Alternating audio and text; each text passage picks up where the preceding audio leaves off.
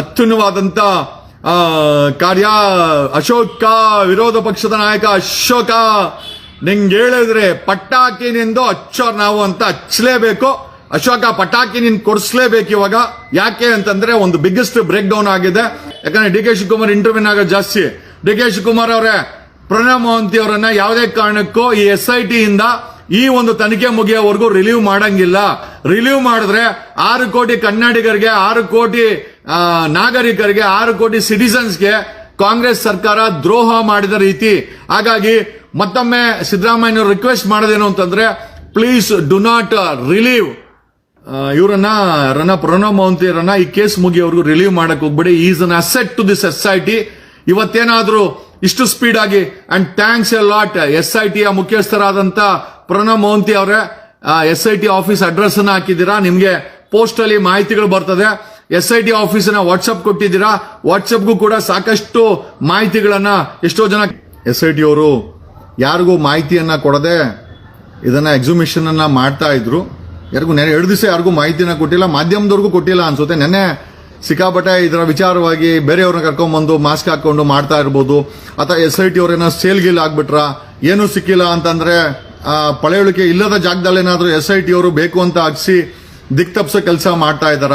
ಅಥವಾ ಆ ಮೂಮೆಂಟ್ ಅಲ್ಲೇ ಐ ಥಿಂಕ್ ಪ್ರಣಬ್ ಮೋಹಂತಿ ಅವರನ್ನ ಸೆಂಟ್ರಲ್ ಡೆಪ್ಯುಟೇಷನ್ಗೆ ಹಾಕಿದ್ರು. ಸೆಂಟ್ರಲ್ ಗೌರ್ಮೆಂಟ್ ಮೋಹಂತಿ ಅವ್ರನ್ನೆಲ್ಲ ಹಾಕ್ಬಿಟ್ಟು ಈ SIT ನಲ್ಲಿರೋರ್ನೆಲ್ಲ ಏನೋ ಕಾಸಿಗೆ ಕೊಟ್ಟು ಕೊಂಡ್ಕೊಂಬಿಟ್ರ. ನಾನಾ ರೀತಿಯ ಅನುಮಾನಗಳು ನೆನ್ನೆ ಕಾಡಚೂರು ಹಚ್ಕೊಂಡು ಪದೇ ಪದೇ ಮಾಧ್ಯಮದವರು ಏನೂ ಸಿಕ್ಕಿಲ್ಲ ಅಂತ ಯಾವಾಗ ಅದನ್ನ ಮಾಡಿದ್ರು, ಅಲ್ಟಿಮೇಟ್ ಆಗಿ ನಾನು ಅಷ್ಟೇ ನೆನ್ನೆ ಅತಿ ಹೆಚ್ಚಿನ ವಿಡಿಯೋಗಳನ್ನ, ಪ್ರಶ್ನೆಗಳನ್ನ SITಗೆ, ಸರ್ಕಾರಕ್ಕೆ, ಸಂಬಂಧಪಟ್ಟಂತ ಪೊಲೀಸ್ ಇಲಾಖೆಗೆ ಮತ್ತೆ ನಾವು ಕೂಡ ನಿನ್ನೆಯಿಂದ ಕಾರ್ಯಾಚರಣೆ ಮಾಡಿದ್ವಿ. ನೆನ್ನೆ ಆವಾಗಲೇ ನಾನು ಹೇಳಿದೆ, ಅಲ್ಲಿ ಭೀಮಾನೇ ಅವನು, ಅದು ಕನ್ಫರ್ಮ್ ಸೋರ್ಸು.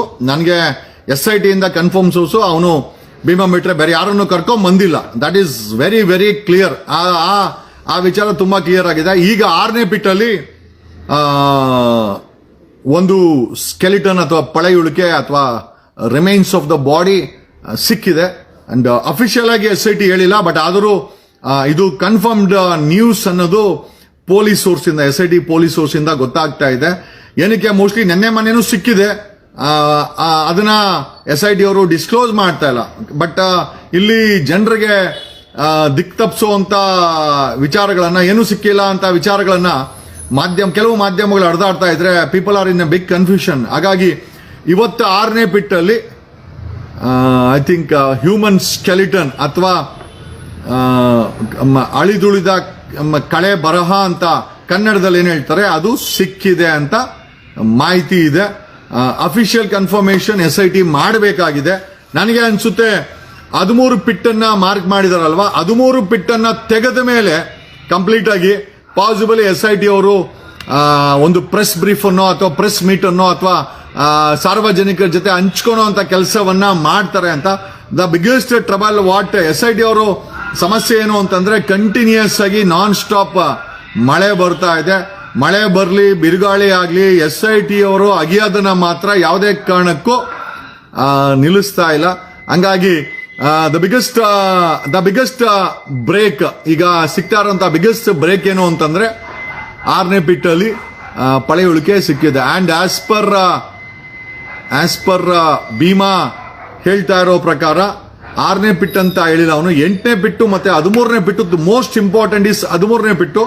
13ನೇದಲ್ಲಿ ಸಾಮೂಹಿಕವಾಗಿ ಒಂದೇ ಪಿಟ್ಟಲ್ಲಿ ಸಾಕಷ್ಟು ಹೆಣಗಳನ್ನ ಊತಿದ್ದೇನೆ, ಅಲ್ಲಿ ಜಾಸ್ತಿ ಪಳೆಯುಳಿಕೆ ಇದೆ, ಅದನ್ನೇ ಮೊದಲು ಓಪನ್ ಮಾಡಿ ಅಂತ ರಿಕ್ವೆಸ್ಟ್ ಮಾಡ್ಕೊಂಡಿದ್ದಕ್ಕೆ SIT ಅವರಿಲ್ಲ, ಆರ್ಡರ್ ವೈಸ್ ಬರ್ತೇವೆ, 1 2 3 4 ಅಂತ ಒಂದು ಆರ್ಡರ್ ಮಾಡಿದೀವಿ.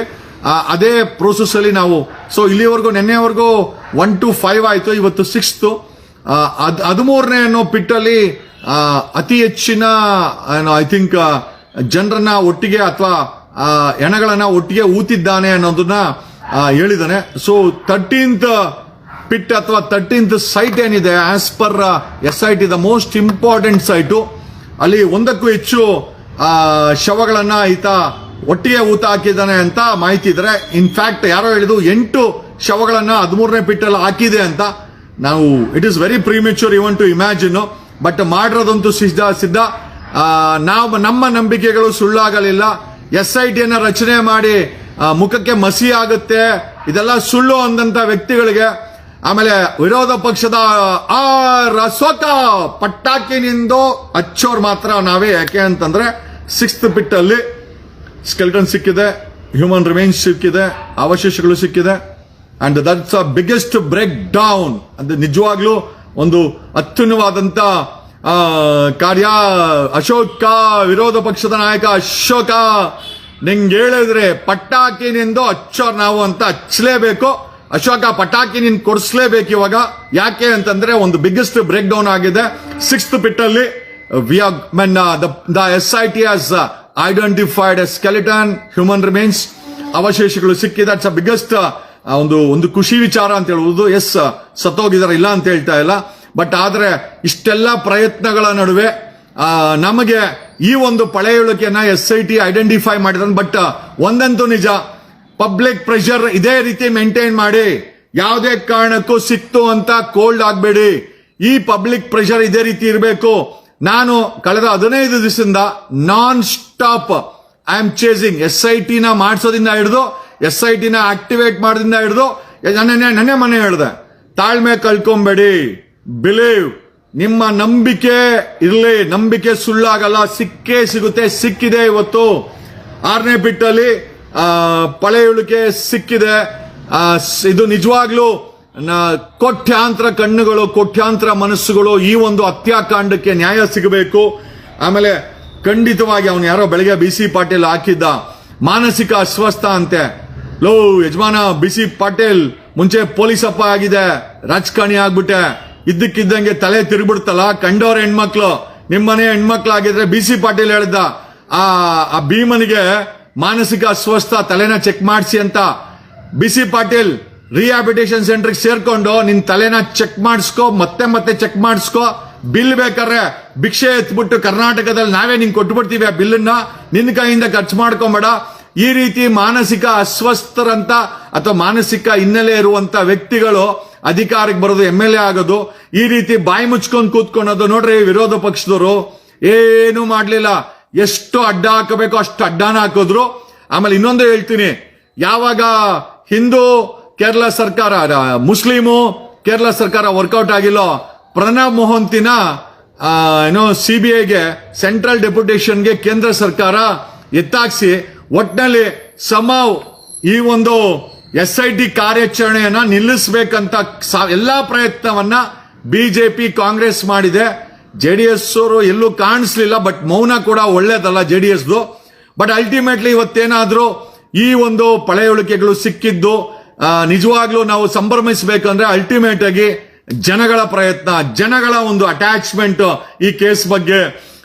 ಆಮೇಲೆ ನಮ್ಮಂತವರ ಧ್ವನಿ, ಯಾಕಂದ್ರೆ ಇಟ್ ವಾಸ್ ನಾಟ್ ಈಸಿ. ನನಗೆ ಎಷ್ಟೆಂದ್ರೆ ಕಾಲ್ ಬರ್ತದೆ ಗೊತ್ತೇನ್ರಿ, ದಿನಕ್ಕೆ ಕಡಿಮೆ ಅಂದ್ರೆ 2,000 ಕಾಲ್ ಬರ್ತದೆ. ಎಷ್ಟು 90% ಸಾಧ್ಯವಾದಷ್ಟು ಕಾಲ್ಗಳನ್ನು ತಗೊಳ್ತಾ ಇದ್ದೀವಿ. We are trying to answer them. ಅದ್ಯಾವುದೋ ಒಂದು ಯಾವ್ದೋ ಗೊತ್ತಿಲ್ದ್ರೆ ಯಾವ್ದೋ ಒಂದು ಪದ ಬಂದ್ಬಿಡ್ತು, ಯಾವ್ದೋ ಜಾತಿ ಬಗ್ಗೆ ಅಂತ ಹೇಳಿದ್ರು. I place my apology repeatedly, because ನಾನು ಯಾರನ್ನೂ ಹರ್ಟ್ ಮಾಡೋಂತ ಅವಶ್ಯಕತೆ ಇಲ್ಲ. ಆಮೇಲೆ ನಮ್ಗೆ ದ ಮೇನ್ ಟಾರ್ಗೆಟ್ ಇಸ್ ಈ ಸತ್ತಂತ ಹೆಣ್ಮಕ್ಳಿಗೆ ನ್ಯಾಯ ಕೊಡಿಸ್ಬೇಕಾದೆ ಹೊರತು ನಮ್ಗಳಿಗೆ ವಿ ಆರ್ ನಾಟ್, ನಮ್ಗೆ ಯಾರು ಏನಾಗ್ಬೇಕಾಗಿಲ್ಲ ಗುರು. ಹೇಳದ್ನಲ್ಲ, ಸತ್ತು ಸೋತು ಗೆದ್ದ ಮಗ ನಾನು, ಸತ್ತು ಸೋತು ಗೆದ್ದ ಮಗ ನಾನು. ಹಾಗಾಗಿ ಅವಮಾನಗಳಿಂದನೇ ಬೆಳೆದವನು ನಾನು. ನನ್ನನ್ನ ದೂಷಿಸಿನೇ ಬೆಳೆಸಿದ್ರು, ಅವಮಾನಗಳಿಂದನೇ ಬೆಳೆದೆ, ಕಣ್ಣೀರಾಗ್ತಾನೆ ಬೆಳ್ಕೊಂಬಂದೆ, ಬೇಜಾರು ಮಾಡ್ಕೊಂಡೇ ಬೆಳ್ಕೊಂಬಂದೆ. ನನ್ನ ಬೇಜಾರಿಗೆ, ನನ್ನ ಕಣ್ಣೀರಿಗೆ ಅದು ಮೋಸ್ಟ್ಲಿ ನನಗೇ ಗೊತ್ತು. ಬಟ್ ಒಂದಂತೂ ನಿಜ, ನಾನು ಹೇಳೋದಲ್ಲ, ನೆಗೆಟಿವ್ ಅಲ್ಲಿ ಬೆಳೆದಂತ ವ್ಯಕ್ತಿ ನಾನು. ಆಮೇಲೆ ಯಾರೋ ಹಾಕಿದ್ರು, ಒಂದ್ ಸರಿ ತಗೊಂಡ್ರೆ ಅದೇನೋ ದೇವ್ರು ಅಂತಂದ್ರು, ನನ್ನ ಬಾಯಲ್ಲಿ ಹೇಳಕ್ ಹೋಗಲ್ಲ.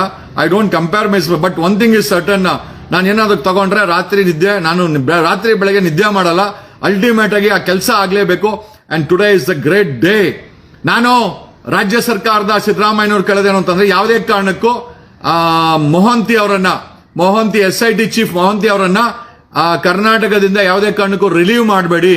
ಈ ಕೇಸು ಕಂಪ್ಲೀಟ್ ಆಗೋವರೆಗೂ ಕರ್ನಾಟಕ ಸರ್ಕಾರ, ಕಾಂಗ್ರೆಸ್ ಅವರು ನಿಯತ್ ಇವಾಗ ತೋರಿಸ್ಬೇಕು. ಕಾಂಗ್ರೆಸ್ಸಿನ ನಿಯತ್ತನ್ನ ಈಗ ತೋರಿಸ್ಬೇಕು. ಯಾಕೆ ಅಂತಂದ್ರೆ ಪ್ರಣಬ್ ಮೊಹಂತಿ ಅವರನ್ನ ಸೆಂಟ್ರಲ್ ಡೆಪ್ಯುಟೇಷನ್ಗೆ ಕೇಂದ್ರ ಸರ್ಕಾರ ಲಿಸ್ಟಿಂಗ್ ಮಾಡಿದೆ. ಲಿಸ್ಟಿಂಗ್ ಮಾಡಿ ಅವ್ರ ಹೆಸರನ್ನ ಹಾಕಿದೆ. ಈಗ ನಾವು ಕೇಳೋದೇನು ಅಂತಂದ್ರೆ, ಈ SIT ತನಿಖೆ ಮುಗಿಯೋವರೆಗೂ ಪ್ರಣಬ್ ಮೊಹಂತಿ ಅವರನ್ನ ರಾಜ್ಯ ಸರ್ಕಾರ, ಸಿದ್ದರಾಮಯ್ಯನವರ ಸರ್ಕಾರ ಯಾವುದೇ ಕಾರಣಕ್ಕೂ ಅವರನ್ನ ಈ SIT ಇಂದ ರಿಲೀವ್ ಮಾಡಂಗಿಲ್ಲ. ಈ ಕೇಸ್ ಮುಗಿದ ಮೇಲೆನೆ ಪ್ರಣಬ್ ಮೊಹಂತಿ ಅವರನ್ನ ಬೇಕಾದ್ರೆ ರಿಲೀವ್ ಮಾಡ್ಕೊಳ್ಳಿ. ಈ SIT ತನಿಖೆ ಮಾಡೋವರೆಗೂ ಅಕಸ್ಮಾತ್ ಕಾಂಗ್ರೆಸ್ ಸರ್ಕಾರ ರಿಲೀವ್ ಮಾಡಿದ್ರೆ ಖಂಡಿತವಾಗಿ ನೀವು ಕರ್ನಾಟಕದ 6 ಕೋಟಿ ಜನರಿಗೆ ದ್ರೋಹ ಬಗ್ದಂಗೆ ಕಾಂಗ್ರೆಸ್ ಅವ್ರ ಜ್ಞಾಪಕ ಇಟ್ಕೊಳ್ಳಿ. DK ಶಿವಕುಮಾರ್ ಬಂದು ಅವ್ರು ಹೇಳ್ಕೊಳ್ಳಿ, ಯಾಕಂದ್ರೆ DK ಶಿವಕುಮಾರ್ ಇಂಟರ್ವ್ಯೂನ್ ಆಗೋದು ಜಾಸ್ತಿ.